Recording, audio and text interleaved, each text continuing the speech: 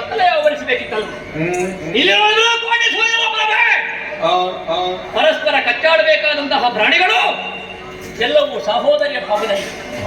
ಒಂದು ಆನೆ ಒಂದು ಸಿಂಹ ಸರಸವಾಡುತ್ತಿದೆ, ಒಂದು ಹುಲಿ ಹುಲ್ಲೆಯ ಬೆನ್ನನ್ನು ಹುಲಿಯೊಂದು ನೇವರಿಸುತ್ತಿದೆ, ಹಾವಿನ ಹೆಡೆಯ ಕೆಳಗೆ ಮಂಡೂಕ ವಿಶ್ರಾಂತಿಯನ್ನು ಪಡೆಯುತ್ತಿದೆ.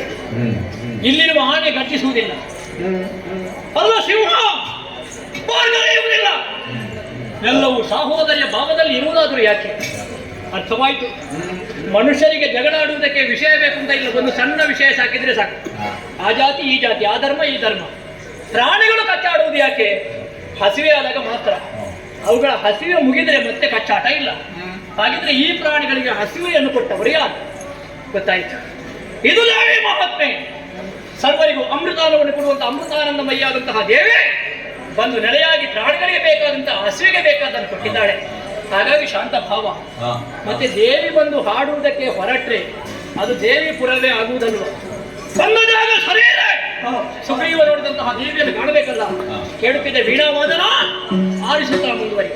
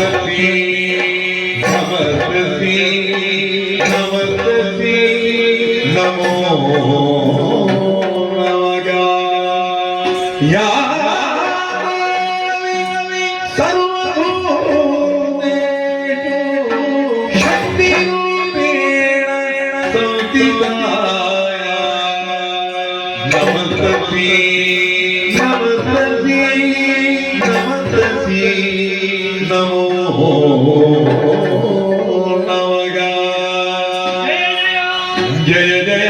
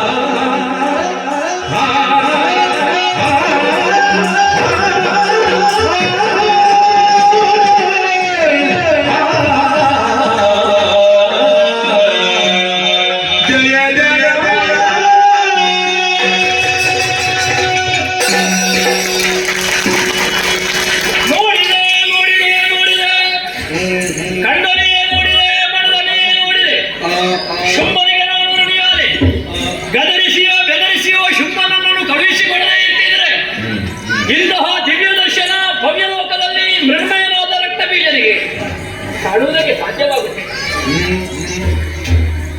ಉಯ್ಯಾಲೆ ಮಾಡುತ್ತಾ ಗಾಢ ಗರ್ಭದಲ್ಲಿ ಕುಳಿತ ಶಿವೆಯನ್ನು ಕಂಡಾಗ ಕೈಯಲ್ಲಿದ್ದ ಕರವಾಡ ಕೆಳಜಾರಿದು ಕೈಗಳನ್ನು ಬಿಡಿಸಲ್ಪಟ್ಟೆವು. ಬಾಯಲ್ಲಿ ಜಯ ಜಯ ಅನ್ನುವಂತಹ ಉದ್ಗಾರ. ಪಾದಕಾಂತನಾಗಿ ಎದ್ದು ಇವಳ ಮುಖವನ್ನು ನೋಡಿದರೆ ಒಮ್ಮೆ ಚಂದ್ರನ ತಪ್ಪು, ಮತ್ತೊಮ್ಮೆ ಸೂರ್ಯನ ಬಿಸುಪು. ಏನೇ ದ್ವಂದ್ವ. ಶರಣಾಗತರಾದವರಿಗೆ ತಪ್ಪನ್ನು ಕೊಡುವವಳು, ಮುಡಿನಿಂದವರನ್ನು ಸುಡುವವಳು ನಾನು ಎಂಬುದನ್ನು ತೋರಿಸಿಕೊಡ್ತಾ ಇದ್ದಾರೆ. ಅಪ್ಪ, ಚಿನ್ನದ ಉಯ್ಯಾಲೆ ಆಕಾಶದಿಂದ ಇಳಿಬಿಟ್ಟಿದೆ. ಯಾರು ಇವಳಿಗೆ ಉಯ್ಯಾಲೆಯನ್ನು ಕಟ್ಟಿಕೊಟ್ಟದ್ದು? ಆಲೋಚನೆ ಮಾಡುವುದಕ್ಕಿಲ್ಲ. ಭಾಗವತವನ್ನು ಹಾಡುವುದೇ ಹಾಗೆ. ಯಾರೇ ಅಡಿ ಸರ್ವಭೂತೇಶು ಲಕ್ಷ್ಮೀ ರೂಪೇಣ ಸಂಸ್ಥಿತ, ಶಕ್ತಿ ರೂಪೇಣ ಸಂಸ್ಥಿತ, ವಿದ್ಯಾರೂಪೇಣ ಸಂಸ್ಥಿತ, ಜ್ಞಾನ ರೂಪೇಣ ಸಂಸ್ಥಿತ. ನಮಸ್ತಸ್ಸೈ ನಮಸ್ತಸ್ಸೈ ನಮಸ್ತಸ್ಸೈ ನಮೋ ನಮಃ. ಲಕ್ಷ್ಮಿಯಾಗಿ ನಮಗೆ ಸಂಪತ್ತನ್ನು ಕೊಡ್ತಾಳೆ, ಪಾರ್ವತಿಯಾಗಿ ಶಕ್ತಿಯನ್ನು ಕೊಡ್ತಾಳೆ, ಶಾರದೆಯಾಗಿ ವಿದ್ಯೆಯನ್ನು ಕೊಡ್ತಾಳೆ. ಎಲ್ಲವನ್ನು ಕೊಡುವಂತಹ ಇವಳಿಗೆ ನಾವು ಕೊಡಬೇಕು ಅಂತ ಇಲ್ಲ. ಕೇಳಿದ್ದೇನೆ ನಾನು. ಬ್ರಹ್ಮದೇವರ ತೇಜಸ್ಸಿನಿಂದ ಇವಳಿಗೆ ಉಭಯ ಕಾಲುಗಳಾಯಿತು, ಮಹಾವಿಷ್ಣುವಿನ ತೇಜಸ್ಸಿನಿಂದ ಉಭಯ ಭುಜಗಳಾಯಿತು, ಪರಮೇಶ್ವರನ ತೇಜಸ್ಸಿನಿಂದ ಇವಳಿಗೆ ಮುಖವಾದರೆ, ಅಗ್ನಿದೇವರ ತೇಜಸ್ಸಿನಿಂದ ಇವಳಿಗೆ 3 ಕಣ್ಣುಗಳಾಯಿತು. ಉಳಿದ ದೇವತೆಗಳ ತೇಜಸ್ಸಿನಿಂದ ಇವಳ ಅಂಗಾಂಗಗಳು ಹುಟ್ಟಿಕೊಂಡಿದ್ದಂತಾದರೆ ಬ್ರಹ್ಮಾಂಡ ದರ್ಶನ ರಕ್ತಬೀಜನಿಗೆ ಎಂಬುದರಲ್ಲಿ ಸಂದೇಹವೇ ಇಲ್ಲ. ಹಾಗಿದ್ರೆ ತಾಯಿಯೇ ಹೌದಾದ್ರೆ ಇವಳ ಕೈಯಲ್ಲಿ ಆಯುಧ ಯಾಕೆ ಬೇಕು? ಮಕ್ಕಳು ತಪ್ಪಿದಾಗ ಮಕ್ಕಳನ್ನಾದರೂ ತಿದ್ದುವುದಕ್ಕೆ ತಾಯಿಯಾದವರು ಬಡಿಗೆ ಅಂತ ಕೊಡ್ತಾಳೆ. ತಾಯಿಯ ಕೈಯಲ್ಲಿ ಬಡಿಗೆ ಉಂಟು ಅನ್ನುವ ಕಾರಣಕ್ಕೆ ತಾಯಿಯಲ್ಲಿ ತಾಯ್ತನ ಇಲ್ಲ ಅಂತ ಅರ್ಥ ಅಲ್ಲ. ರಕ್ಕಸರಾದಂತಹ ನಮ್ಮನ್ನು ಶಿಕ್ಷಿಸುವುದಕ್ಕೋ ಅಥವಾ ಶಿಕ್ಷಣವನ್ನು ಕೊಡುವುದಕ್ಕೋ ಇವಳು ಆಯುಧವನ್ನು ಹಿಡಿದು ನಿಂತಿದ್ದಾಳೆ. ಕೇಳು ಇವಳಿಂದ ಬದ್ಧ ಮಾಡಲೇ ನಿನ್ನ ಕಡೆ ಶುಂಭನ ಕೂಡ ಭಾಷೆಯ ಬರೆದು ಬಂದಿಗೆ. ಒಬ್ಬ ರಕ್ತ ಬೀಜ ಸತ್ರ ದೊಡ್ಡ ವಿಷಯ ಅಲ್ಲ. ನನ್ನಂತಹ ರಕ್ತ ಬೀಜರು 100 ಮಂದಿ ಹುಟ್ಟಿಯಾರು. ಆದರೆ ಧನುಜೇಶನಾದಂತಹ ಶುಂಭ ಅಂತವರನ್ನು ಮತ್ತೊಮ್ಮೆ ನಮಗೆ ಭರಿಸುವುದಕ್ಕೆ ಸಾಧ್ಯವಿಲ್ಲ. ಅವ ಉಳಿಯಬೇಕಂತಾದ್ರೆ ಇವಳ ಮುಂದೆ ಭಾಷ್ಯವಲ್ಲ. ಮತ್ತೆ ದೇವಿ ಒಲಿಯುವುದು ಶ್ರೀಮಂತಿಗೆಗೂ ಅಲ್ಲ, ಶಕ್ತಿಗೂ ಅಲ್ಲ. ದೇವಿ ಒಲಿಯುವುದು ಭಕ್ತರ ನಿಷ್ಕಲ್ಮಶವಾದಂತಹ ಭಕ್ತಿಗೆ ಮಾತ್ರ. ಹಾಗಾಗಿ ಭಕ್ತಿಗೆ ಒಲಿಯುವ ಭಗವತಿಯನ್ನು ಮನದ ಮೂಲೆಯಲ್ಲಿರುವಂತಹ ಭಕ್ತಿಯನ್ನು ಕ್ರೋಢೀಕರಿಸಿ ಸ್ತುತಿ ಮಾಡಿ ಮಾತಾಡೋಣ.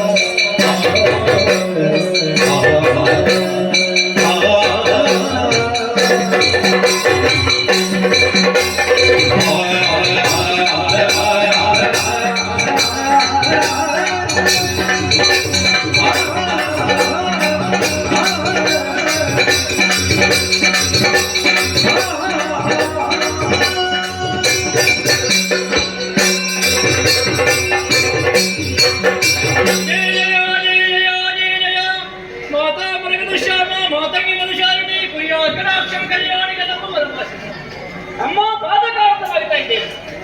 ಶುಂಭನ ಮಾತೆ ರಕ್ತಬೀಜ ಎಂಬ ಹಾಗೆ ನಡೆ ಚನ್ನಮುಂಡರು ಹೇಳುವಂತಹ ನಿನ್ನ ವಿಷಯವನ್ನು ಶುಂಭನನ್ನು ಹೇಳಿದಾಗ ಲೋಕದಲ್ಲಿರುವ ಸಕಲ ರತ್ನವನ್ನು ಸ್ವಾಧೀನಪಡಿಸಿದ ಶುಂಭ ಸ್ತ್ರೀರತ್ನವಾದಂತಹ ನಿನ್ನನ್ನು ಪಡೆಯುವುದಕ್ಕೆ ಈ ಸಲ ದಾನವಾಗಿ ಬಯಸಿದ. ಶುಂಭ ದಾನವ ನಿನ್ನನ್ನು ದಾನವ ಬಯಸಿದ. ಆದರೆ ದಾನವನ್ನು ನೀನು ತಿರಸ್ಕರಿಸಿದೆ. ಕತ್ತಿ ಕಾಣಗ ಆವಾಗ ಶುಂಭದಾನವರ ದಾನವತ್ವ ಕೆರಳಿತು. ಬಂದವು ಚನ್ನಮುಂಡರು ಧೂಮ್ರಾಕ್ಷ ಮೊದಲಾದವರನ್ನು ಕೊಂದೆ. ಈಗ ಬಂದವ ರಕ್ತಬೀಜ. ಅವರ ಹಾಗೆ ದಾಷ್ಟ್ಯವಲ್ಲ, ನಿನ್ನನ್ನು ಭಕ್ತಿಭಾವದಿಂದ ಕರೆದೊಯ್ಯುವುದಕ್ಕಾಗಿ ಬಂದಿದ್ದೇನೆ. ನಿನ್ನನ್ನು ದೇವಿ ಎಂದು ನಾನು ಅವರಲ್ಲಿ ಹೇಳಿದೆ. ಇಲ್ಲಿ ಬಂದು ನೋಡುವಾಗ ನಮಗೆ ಆಶ್ಚರ್ಯ. ಸಾಮಾನ್ಯ ಹೆಣ್ಣಿನ ಹಾಗೆ ಒಂದು ಉಯ್ಯಾಲೆ ಆಡ್ತಾ ಇದ್ದಿ. ನೀನು ಸಾಮಾನ್ಯ ಹೆಣ್ಣೆ ಹೌದಂತಾದ್ರೆ ಶುಂಭನಿಗೆ ಯಾವುದರಲ್ಲಿ ಕಡಿಮೆ ಉಂಟಮ್ಮ? 14 ಲೋಕದ ಒಡೆತನ, ದೇವತೆಗಳ ಜೊತೆಯಲ್ಲಿ ಹವಿಲು ಭೋಜನ, ಸ್ವರ್ಗಲೋಕದಲ್ಲಿರುವ ಸುವಸ್ತುಗಳು ಶುಂಭನ ಅಂಗಣದಲ್ಲಿ ಮಾತ್ರ ಅಲ್ಲ, ವರುಣದೇವನೇ ಮಾಡದೇ ಇರುವಂತಹ ಕಮಲ ಪುಷ್ಪ ಸೇರಿಪಟ್ಟಂತಹ ಒಂದು ಕಿಂಜಲ್ಕೆ ಎನ್ನುವಂತಹ ಮಾಲೆಯನ್ನು ಕೊಟ್ಟಿದ್ದಾರೆ. ಕುಬೇರ ಮಹಾಪದ್ಮ ಎನ್ನುವಂತಹ ಭಂಡಾರವನ್ನೇ ಕೊಟ್ಟಿದ್ದಾರೆ. ಅಗ್ನಿದೇವ ಶೌಚಕ್ಕಾಗಿ 2 ಬಟ್ಟೆಯನ್ನು ಕೊಟ್ಟಿದ್ದಾರೆ. ಚಿನ್ನದ ಹಂತವುಳ್ಳಂತಹ ರಥವನ್ನು ಪ್ರಜಾಪತಿ ಕೊಟ್ಟಿದ್ದಾರೆ. ಮೃತ್ಯುದೇವತೆ ತನ್ನ ಆಯುಧವನ್ನೇ ಬಿಟ್ಟು ಕೊಟ್ಟಿದ್ದಾರೆ. ಮೃತ್ಯುಪತಿ ಜವಾಯು ಆಕಾಶ ಅನ್ನುವಂತಹ ಪಂಚಭೂತಗಳನ್ನು ಪಂಚತತ್ವಗಳನ್ನು ಯಾವುದನ್ನು ಹೇಳ್ತೇವೆ? ಅಗ್ನಿತತ್ವ, ಜಲತತ್ವ, ಭೂಮಿ ತತ್ವ ಇದೆಲ್ಲವೂ ಶುಂಭನ ಸ್ವಾಧೀನವಾಗಿದೆ. ಆಕಾಶ ತತ್ವ ಅಂತ ನೀ ಸೇರಿದ್ರೆ ಪಂಚತತ್ವಗಳು ಶುಂಭನ ಸ್ವಾಧೀನ. ಹಾಗಾಗಿ ಹೊನ್ನಂಬರವನ್ನು ತಂದಿದ್ದೇನೆ. ನಾನೇ ಹೆಗಲು ಕೊಡ್ತೇನೆ. ಶುಂಭನನ್ನು ಭರಿಸುವುದಕ್ಕೆ ಇಳಿದುವ ರಕ್ತಬೀಜಾಸುರ, ಈ ಹಿಂದೆ ಬಂದವರಂತೆ ನೀನಲ್ಲ, ಬಹಳ ವಿಭಿನ್ನವಾಗಿ ಕಾಣುತ್ತಾ ಇದ್ದಿ. ನನ್ನನ್ನು ಅರ್ಚಿಸಿದೆ, ಭಜಿಸಿದೆ, ಪೂಜಿಸಿದೆ, ಹಾಡಿದೆ, ಹೊಗಳಿದೆ, ಸಂತುಷ್ಟರಾಗಿದ್ದೆ. ರಕ್ತಬೀಜಾಸುರ, ನಿನ್ನ ಒಡೆಯನನ್ನು ಪ್ರಾರ್ಥನೆಯನ್ನಲೋ ಮೂಢನನ್ನಲೋ ಹೌದೇ? ಒಂದು ವೇಳೆ ಹಾಗಿದ್ದಾದರೆ ಮಾಮರವನ್ನು ಅಪ್ಪಬೇಕಾದಂತಹ ಮಲ್ಲಿಗೆಯ ಬಳ್ಳಿ ಹೊಂಗಾರದ ಮರವನ್ನು ಅಪ್ಪಿದರೆ ಏನು ಬಲ? ಯಾರೇನು ಹೊಂಗಾರ ಮರ ಅಂತ? ನಮ್ಮ ಒಡೆಯ ಬಣ್ಣದ ಶುಂಭ ಶ್ರೀಗಂಧದ ಮರ. ಶ್ರೀಗಂಧದ ಮರವೇ? ಹೌದು. ಶ್ರೀಗಂಧವನ್ನು ನೀರಿಗೆ ಹಾಕಿದರೆ ನಾರುವುದಿಲ್ಲವೇ ಮಗನೇ? ಗಂಧವನ್ನೆಲ್ಲ ನೀರಿನಲ್ಲಿ ಹಾಕಬಾರದು, ತೆಗೆದು ಬಣ್ಣಗೆ ತೆಗೆಯಬೇಕು, ಪರಿಮಳ ಬರ್ತದೆ. ಆದರೂ ನನ್ನ ಯೋಗ್ಯತೆಯನ್ನು ನಿನ್ನ ಒಡೆಯನ ಯೋಗ್ಯತೆ ಏನು? ಒಡೆಯನ ಯೋಗ್ಯತೆ 14 ಲೋಕದ ಒಡೆತನ. ನನ್ನ ಸೌಂದರ್ಯಕ್ಕೆ ನಿನ್ನ ಒಡೆಯನ? ಅಯ್ಯೋ, ನಮ್ಮ ಜಾತಿಯಲ್ಲಿ ಅವನೇ ಚಂದ. ಎಷ್ಟು ಹೇಳಿದ್ರು ಅವನೊಬ್ಬ ದುಷ್ಟ ತಾನೆ. ಪರುಷಮಣಿಯೊಂದು ಕಬ್ಬಿಣವನ್ನು ಸೋಕಿದ್ರೆ ಚಿನ್ನವಾಗುವುದಿಲ್ಲ. ನೀನೊಬ್ಬ ಪರುಷಮಣಿ, ಯಾವಾಗಲೂ ಚಿನ್ನ ಮಾಡು. 1000 ಅವನು ಅಷ್ಟು ರೀತಿಯಲ್ಲಿ ಮುಂದುವರಿದರೆ 1001 ನಾನು. ಏನು ಮನಸ್ಸು ಮಾಡಿದ್ರೆ ನಮಗೂ 1001. ರಕ್ತಬೀಜಾಸುರ, ಕದಂಬಾವರದಲ್ಲಿ ಕುಳಿತುಕೊಂಡಂತಹ ಹೆಣ್ಣು ಅಬಲೆಯಾಗಿ ನಿನ್ನ ಒಡೆಯ ತಿಳಿದಿದ್ದಾನೆ. ಇಷ್ಟೆಲ್ಲ ಘಟನೆಗಳು ನಡೆದ ಮೇಲೂ ಮೂರ್ಖರಂತೆ ವರ್ತಿಸುವುದಕ್ಕೆ ಮುಂದಾದ. ಒಂದು ವೇಳೆ ಅವನಿಗೆ ಮದುವೆ ಆಗುವಂತಹ ಬಯಕೆ ಇದ್ದರೆ ನೇರವಾಗಿ ಅವನೇ ಬರಬೇಕಿತ್ತು. ಯಜಮಾನ ಮೊದಲೇ ಬರುವ ಕ್ರಮ ಇಲ್ಲ. ಯಜಮಾನ ಮೊದಲೇ ಬಂದ್ರೆ ಹೇಳ್ತಾರೆ ಈ ಸಲ ಅವರಲ್ಲಿ ಜನವೇ ಇಲ್ಲ ಅಂತ. ನಮ್ಮಲ್ಲಿ ಎಷ್ಟು ಜನ ಇದ್ದಾರೆ ಅಂತ ಗೊತ್ತಾಗಬೇಕು. ಆದರೆ ಏನು ಬಲ, ಬಂದವರನ್ನೆಲ್ಲ ಬಗೆ ಬಗೆಯ ರೂಪ ತಾಳಿ ಮಾಡಿದ್ದೇನೆ. ಈಗ ಯಜಮಾನಿಗಿಂತ ಸ್ವಲ್ಪ ಕಡಿಮೆ ಜನರೊಂದು ಪ್ರಬಂಧಕ ಅಂತ ಮಾಡಿ. ಇಷ್ಟೆಲ್ಲ ತಿಳಿದ ಮೇಲೂ ಅರಮನೆಯೊಳಗೆ ರಣಹೇಡಿ ಅಂತ ಕುಳಿತವ ನಿನ್ನ ಒಡೆಯನು ಸಣ್ಣ ಅವನನ್ನು ಹಗಲು ಅಲ್ಪನೆ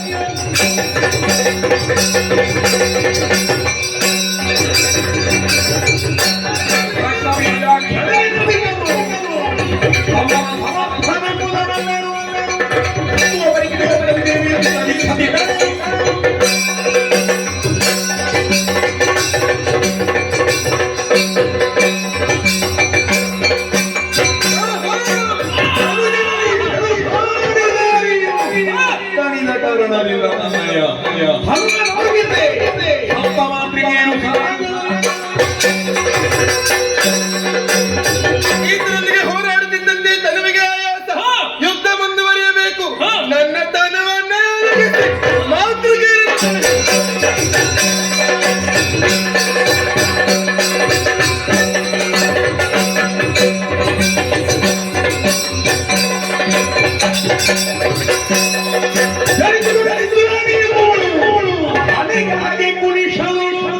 ಶೋಣಿತ ದೈತ್ಯರು ಕೋಟಿ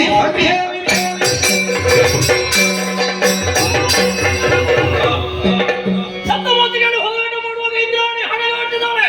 ರಕ್ತ ಸೋರಿದೆ. ಬ್ರಹ್ಮನ ಬಲ ವಿನಾಶ.